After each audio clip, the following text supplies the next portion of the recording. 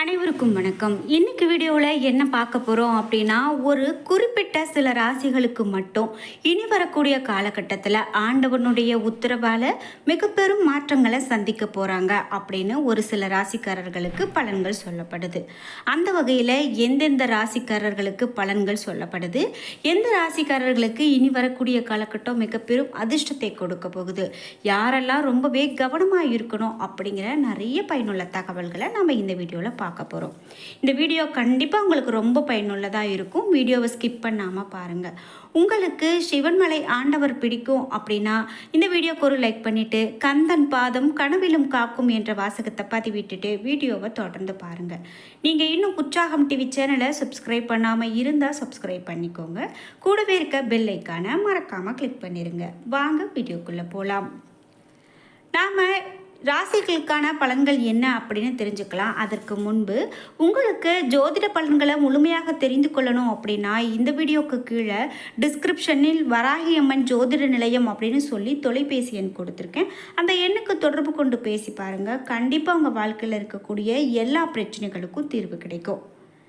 நாம் முதலாவதாக மாற்றங்களை சந்திக்கக்கூடிய ராசி அப்படின்னு ரிஷபராசிக்காரர்களை சொல்கிறாங்க.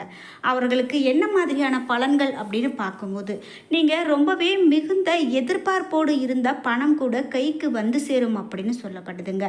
அது மட்டும் இல்லாமல் குடும்பத்தில் நல்ல காரியங்கள் நடக்கிறதுக்கான வாய்ப்பு உங்களுக்கு அதிகமாக இருக்குது. இத்தனை நாளாக நீங்கள் எதிர்பார்த்து காத்திருந்த நாட்கள் இப்போது சந்திக்க போகிறீங்க. சந்திர பகவானுடைய சஞ்சாரம் உங்களுடைய தொழிலில் ஏற்ற இறக்கத்தை கொண்டு வரும் என்றும், செவ்வாய் 2ஆம் வீட்டில் இருக்காரு. செய்யாத குற்றத்திற்கு தண்டனை அனுபவிக்கக்கூடியவர்களாக இருந்தீங்க அப்படின்னா இனிமே வரக்கூடிய காலகட்டம் மாறப்போகுது. இருந்தாலும் எந்த விஷயத்திலும் நீங்கள் எச்சரிக்கையோடு இருக்கிறது தான் நல்லது. அது மட்டும் இல்லாமல் கவலையால் உடல் நலம் பாதிப்பதற்கான வாய்ப்பு உங்களுக்கு அதிகமாக இருக்குது. அதனால் எந்த ஒரு விஷயத்தையும் போட்டு குழப்பி கவலைப்பட்டுக்கிட்டே இருக்க வேண்டாம். அதை நாம் கொஞ்சம் தள்ளி வைக்கிறது நல்லது. இது மட்டும் இல்லாமல் புதன் 10ஆம் வீட்டில் இருக்கிறாரு. வரவுக்கும் செலவுக்கும் உங்களுக்கு சரியாகத்தான் இருக்கும். இந்த நேரத்தில் நீங்கள் ஏதாவது சேமித்து வைக்கலாம் அப்படின்னு நினச்சிங்கன்னா அது கூட உங்களால் செய்யறதுக்கான வாய்ப்பு கம்மியாக இருக்கலாம். அதே போல் வீண் அலைச்சலையும் பண செலவையும் வெளியூர் பயணங்கள் உங்களுக்கு ஏற்படுத்தலாம். மேலும் குரு பகவான் 1ஆம் வீட்டில் இருக்காரு. ஊக்கத்துடன் வியாபாரத்தை நீங்கள் கவனிப்பீங்க. கமிஷன் வியாபாரத்தில் நல்ல ஒரு லாபம் பார்ப்பீங்க. சுக்கிரன் 11ஆம் வீட்டில் இருக்காரு. மனமேடை ஏறுவதற்காக காத்திருக்கக்கூடிய இளம் வயதினருக்கு மகிழ்ச்சியான செய்திகள் வந்து சேரும். சனி 10ஆம் வீட்டில் இருக்காரு. அரசாங்க ஒப்பந்தங்களை நீங்கள் பெறுவீங்க. கட்டுமான தொழில் முத்திரை பதிப்பீங்கன்னு சொல்லலாம். வீட்டு தேவைகளை பூர்த்தி செய்வீங்க. ராகு 11ஆம் வீட்டில் இருக்காரு. வேலையாட்களை பொறுமையோடு அணுக வேண்டிய கட்டாயம் உங்களுக்கு இருக்குங்க. மேலும் கொடுத்த வாக்கை காப்பாற்றலை அப்படின்னு சொன்னால் கண்டிப்பாக அது உங்களுக்கு தாங்க கஷ்டம். அதனால் நீங்கள் யாருக்காவது ஒரு வாக்கு கொடுக்குறீங்க அப்படின்னாலே ஒரு முறைக்கு இருமுறை யோசித்து கொடுக்கறது மிகவும் நல்லது. இது மட்டும் இல்லாமல் தொழில்துறை உங்களுக்கு சீராக இருக்கும். கேது 5ஆம் இடத்துல இருக்காரு. அசாத்திய துணிச்சலோடு தொழிலை விரிவுபடுத்துவீங்க. மேலதிகாரிகளின் ஆதரவு கண்டிப்பாக உங்களுக்கு ஊக்கத்தை கொடுக்குற வகையில் இருக்கும். உங்களுக்கு சந்திராஷ்டம நாட்கள் வரும்போது மிகவும் எச்சரிக்கையோடு இருக்கணும். யாருக்கிட்டையும் வம்பு வழக்கு எதுவும் வச்சுக்காமல் இருக்கிறது ரொம்ப நல்லது. அதே போல் அடுத்ததாக சிம்மம் ராசி. சிம்ம ராசிக்காரர்களுக்கு என்ன மாதிரியான பலன்கள் சொல்லப்படுது என்று பார்த்தீங்கன்னா, சிக்கனமாக செலவு செய்தாலும் பண தட்டுப்பாடு உங்களுடைய கைமீறி போகலாம். மனைவி மக்களால் மன கஷ்டங்கள் உங்களுக்கு வந்தாலும் நண்பர்களும் எதிரிகளாக மாறக்கூடிய தருணம் அப்படின்னே சொல்லப்படுது. செவ்வாய் 11ஆம் இடத்துல இருக்காரு. இந்த நாட்களில் பொருள் வரவு உங்களுக்கு அதிகமாக இருக்கும். உறவினர்கள் உங்களுக்கு கண்டிப்பாக ஒத்தாசையாக இருப்பாங்க. கூட இருப்பவர்களே குழிப்பறிக்க கூட நினைக்கலாம். ஆனால் நீங்கள் கவனமாக இருக்கிறது சிறப்பு. குரு பகவான் 10ஆம் இடத்துல இருக்காரு. தொழிலை நேர்மையாக நடத்துவீங்க. மனதில் தீய எண்ணங்கள் தோன்றாமல் பார்த்துக்கிறது ரொம்ப நல்லது. மேலும் பிரிந்து போன உறவை ஒட்ட வைப்பீங்க. சனி பகவான் 7ஆம் இடத்துல இருக்கிறாரு. தொழிலுக்கு இடையூறாக இருந்த எதிர்ப்புகளை முறியடிப்பீங்க. குடும்பத்தில் மகிழ்ச்சியான சம்பவங்கள் நடக்கும். எதிர்பாராத பண வரவு கண்டிப்பாக உங்களுக்கு வந்து சேரும். நண்பர்களுடைய துன்பத்தை போக்க பொருள் உதவி செய்வீங்க. அரசாங்க அதிகாரிகளால் இடையூறு கண்டிப்பாக ஏற்படலாம். வீண் பழி சொல்லுக்கு ஆளாகாமல் இருக்கிறது நல்லதுங்க. மேலும் கேது 2ஆம் இடத்துல இருக்காரு. செலவை கட்டுப்படுத்தி வரவு பெருக்கிறது உங்களுக்கு நல்லது.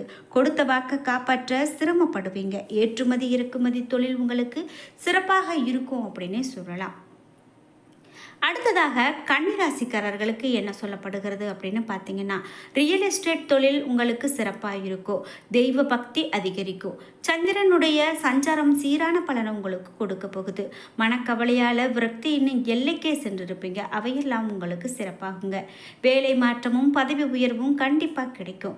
எதிர்பாராத பண வரவு கிடைக்கும். சுக்கிரன் 7ஆம் இடத்துல இருக்கிறாரு. பிடிவாதமாக காரியங்களில் இறங்குவீங்க. வெளியூர் பயணங்களில் அவ்வளவு பலன் உங்களுக்கு கிடைக்காமல் கூட போகலாம். பந்தய வியாபாரத்தில் இறங்காமல் இருக்கிறது நல்லது. எதிரிகளுடைய சுழற்சி வலையில் சிக்காமல் இருக்கிறது சிறப்பு. நெருங்கிய உறவினர் வீட்டில் துக்க சம்பவம் நடக்கிறதுக்கான வாய்ப்புகள் இருக்குன்னு கூட சொல்கிறாங்க. எச்சரிக்கையாக இருக்கிறது நல்லது. தொழிலில் முழு கவனத்தோடு செலுத்துவது நல்லது. சரி, இதோட அடுத்ததாக துலாம் ராசி. துலாம் ராசிக்காரர்களுக்கு சின்ன குழந்தை தவழ்ந்து செல்வது போல காரியங்கள் சற்று உங்களுக்கு தாமதமாகத்தாங்க நடக்கும். குடும்பத்தில் சுபகாரிய செலவுகள் உண்டாகலாம். சந்திரனுடைய சஞ்சாரம் உங்களுக்கு சாதகமாக இல்லை அப்படின்னாலும் கொடுத்த கடனை கேட்டால் பிரச்சனை வரக்கூடிய காலகட்டமாக இருக்குங்க. வியாபாரம் சற்று மந்தமாக கூட நடக்கலாம். மேலும் உங்களுக்கு ஆன்லைன் வர்த்தகங்கள் எச்சரிக்கையோடு இருங்கிறது ரொம்பவே நல்லது. சரி, இது மட்டும் இல்லாமல் சித்திரை 3 மற்றும் 4ஆம் பாதங்களில் உங்களுக்கு எப்படி இருக்கும் அப்படின்னு பார்த்தீங்கன்னா, இந்த வரக்கூடிய நாட்களில் எடுத்த காரியங்கள் உங்களுக்கு சாதகமான போக்கையை கொடுக்கும். மங்கள நிகழ்ச்சிகளில் கலந்து கொள்ள நேரிடலாம். வெளியூர் பயணம் செல்ல வேண்டி இருக்கும். பிரிந்து சென்ற நண்பர்கள் மீண்டும் வந்து சேருவாங்க. இந்த மாதம் மன நிம்மதி அடையக்கூடியதாக இருக்கும். காரிய தடைகள் விலகும். விருப்பங்கள் கைகூடும். மரியாதையும் அந்தஸ்தும் அதிகரிக்கும். பயன் தரக்கூடிய காரியங்களில் ஈடுபடுவீங்க. எதிர்பாராமல் நடக்கக்கூடிய சம்பவங்கள் மூலமாக உங்களுக்கு நன்மை கிடைக்கும். அதே போல் விசாகம் 1, 2, 3ஆம் பாதங்களுக்கு எப்படிப்பட்ட பலன் இருக்கும் அப்படின்னு பார்த்தீங்கன்னா, இந்த மாதம் மனக்குழப்பம் நீங்கி தெளிவு பெறக்கூடிய காலகட்டம். எதிர்பாலினத்தால் காரிய அனுகூலம் ஏற்படலாம். எதிலுமே எச்சரிக்கையாக செயல்படுவது நல்லது. தொழில் வியாபாரம் தொடர்பான காரியங்கள் உங்களுக்கு சாதகமாக நடந்து முடியும்.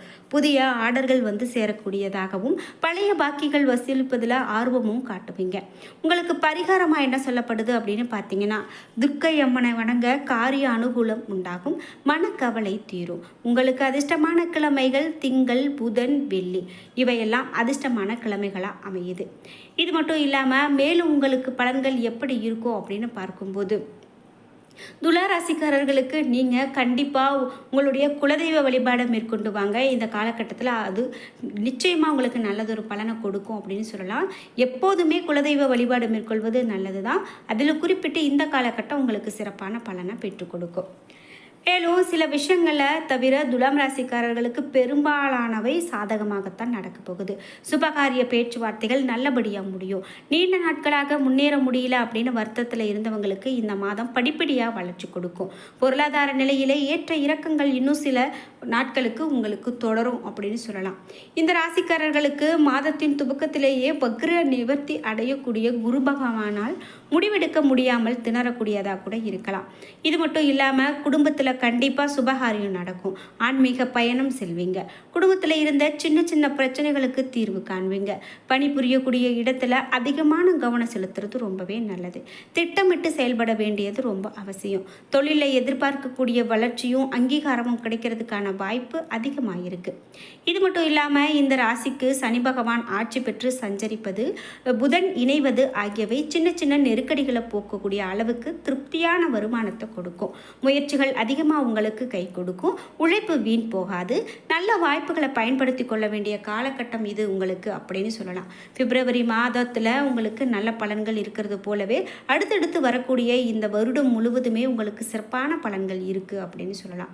மேலும் துலாம் ராசியினருக்கு நினைத்த உடனே எல்லாமே சாதகமாக நடக்க வேண்டும் என்பதை மாற்றிக்கொள்ள வேண்டியது அவசியம்.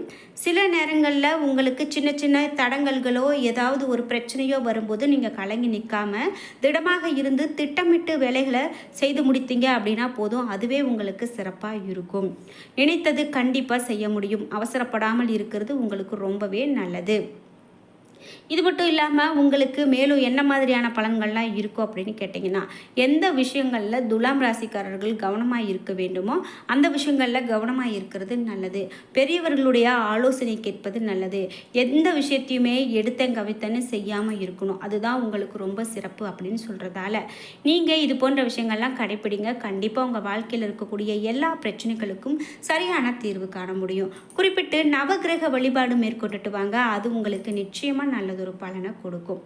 மேலும் இது மட்டும் இல்லாமல் பரிகாரங்களாக உங்களுக்கு என்ன மாதிரியாக செய்ய சொல்கிறாங்க அப்படின்னா, ஒரு ஏழை எளியவங்களுக்கு உணவு வாங்கி கொடுக்கறது, அவர்களுக்கு இல்லாத ஏதாவது பொருள் வாங்கி கொடுக்கறது, முக்கியமாக அன்னத்தை தானமாக கொடுக்கறதே மிக சிறந்தது அப்படின்னு சொல்கிறதால அன்னதானம் கொடுக்க, ஏதோ ஒரு 2 பேருக்கு உணவு இல்லாதவங்களுக்கு உணவு கொடுங்க. இவையெல்லாம் கண்டிப்பாக உங்களுடைய வாழ்க்கையில் ஒரு நல்ல மாற்றத்தை கொடுக்கும். குறிப்பிட்டு சனிக்கிழமை நாட்களில் தானமாக கொடுக்கறது, அமாவாசை பௌர்ணமி நாட்களில் கொடுக்கறது மேலும் சிறப்பை பெற்றுக் கொடுக்கும். என்ன நண்பர்களே, இன்னைக்கு வீடியோவில் நாம் என்ன மாதிரியான பலன்கள் துலாம் ராசிக்காரர்களுக்கு அமையும் அப்படின்னு பார்த்து தெரிஞ்சுக்கிட்டோம். இந்த வீடியோ உங்களுக்கு மிகவும் பயனுள்ளதாகவும் பிடித்ததாகவும் இருந்திருக்கும். வீடியோ உங்களுக்கு பிடிச்சிருந்தா லைக் பண்ணுங்கள், ஷேர் பண்ணுங்கள், கமெண்ட் பண்ணுங்கள். நீங்கள் இன்னும் உற்சாகம் டிவி சேனலை சப்ஸ்கிரைப் பண்ணாமல் இருந்தால் சப்ஸ்கிரைப் பண்ணிக்கோங்க. கூடவே இருக்க பெல்லைக்கான மறக்காமல் கிளிக் பண்ணிடுங்க. அப்போ தான் நாங்கள் போடுற இது போன்ற பயனுள்ள வீடியோக்கள் உடனுக்குடன் உங்களுக்கு நோட்டிஃபிகேஷனாக வந்து சேரும்.